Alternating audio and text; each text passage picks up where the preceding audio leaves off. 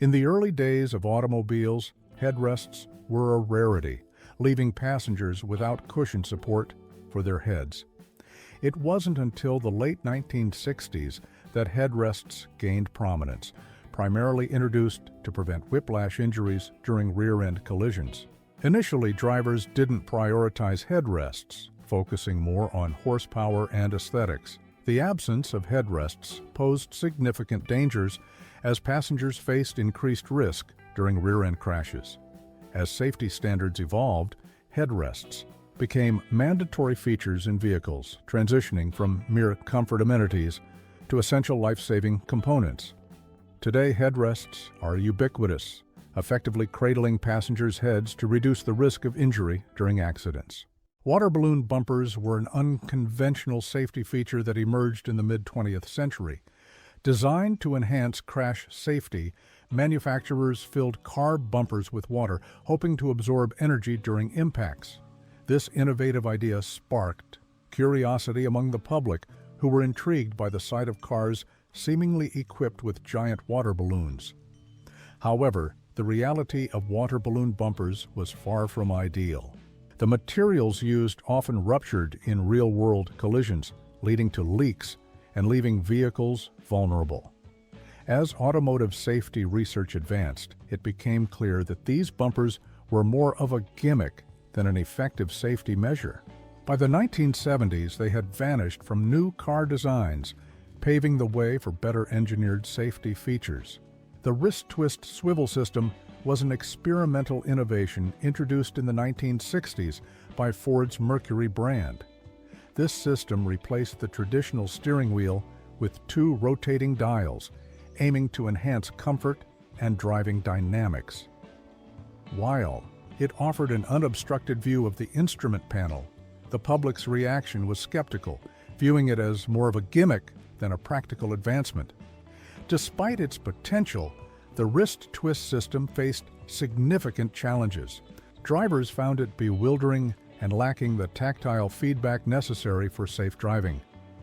Safety concerns also arose due to the absence of a padded rim, leaving drivers vulnerable during crashes.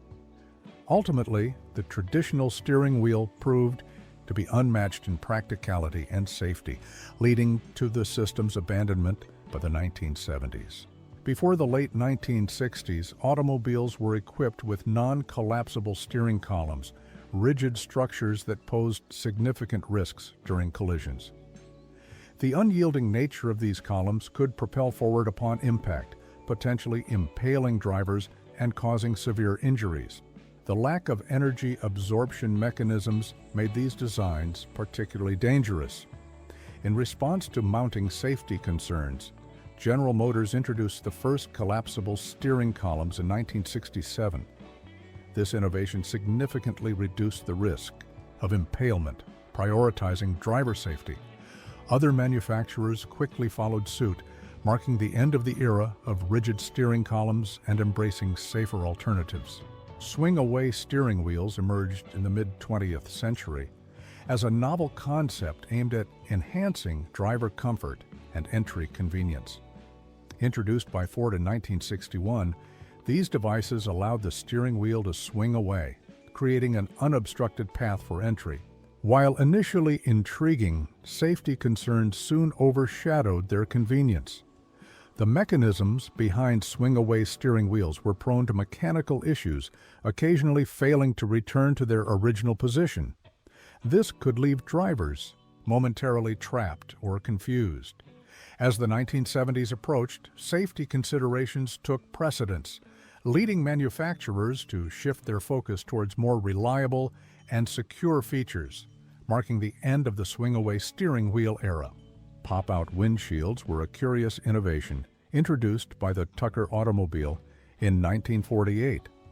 Designed to serve as escape hatches for passengers, these windshields could be popped out in one piece, allowing for a safe exit from wrecked vehicles. Initially, drivers were fascinated by this feature, envisioning a safe escape during crashes. However, safety concerns quickly emerged. During severe collisions, the sudden departure of the windshield could propel occupants outward, posing an ejection risk. As safety standards evolved, panoramic curved windshields gained popularity, offering improved visibility without the risk of ejection. By the 1970s, pop-out windshields faded into obscurity, leaving behind memories of a quirky yet impractical safety feature. Metal dashboards were once a staple in early automobiles, providing a straightforward design with essential gauges and switches. However, these unyielding metal panels posed significant dangers during collisions. In the event of an accident, the rigid metal could become a lethal weapon, causing severe injuries to occupants. As safety concerns gained traction in the 1960s, manufacturers began adding padding and safety features to dashboards. The transition from bare metal to cushioned designs marked a significant shift in the automotive industry, prioritizing safety over aesthetics. The era of metal dashboards ultimately ended as the industry embraced more forgiving materials to protect passengers during crashes. The introduction of lap seat belts in the 1960s marked a pivotal moment in vehicle safety. These early seat belts aimed to prevent passengers from being ejected during sudden stops or accidents. However, their design left upper bodies vulnerable to impact as they did not protect the head and neck. Recognizing the flaws in lap seat belts, engineers and safety experts pushed for advancements in seat belt design. By the 1970s, the introduction of shoulder belts provided additional protection, leading to the combined lap and shoulder belts becoming the new standard in vehicle safety. This evolution significantly reduced the risk of injuries and fatalities. In accidents, marking the end of the era for lap seat belts. In the early days of automobiles, vehicles were characterized by robust, unyielding frames that lacked the crucial safety feature known as crumple zones.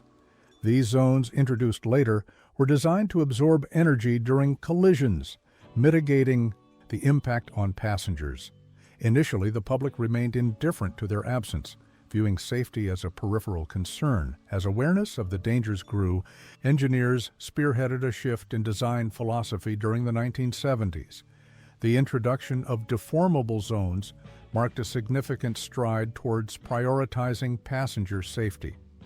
By incorporating crumple zones into vehicle design, the automotive industry took a crucial step in reducing the severity of injuries sustained in accidents.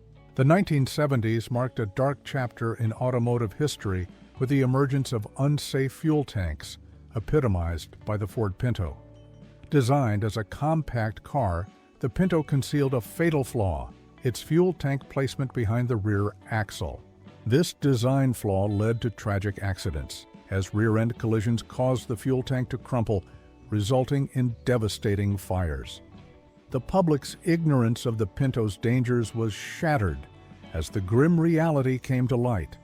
Legal battles ensued, tarnishing Ford's reputation and transforming the Pinto into a symbol of corporate negligence.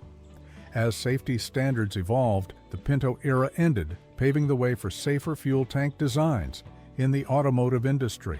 Anti-lock brakes, ABS, emerged as a pivotal safety innovation in the automotive sphere, tracing their roots back to the 1950s. Initially utilized in aviation and railway industries, ABS technology gradually made its way into cars.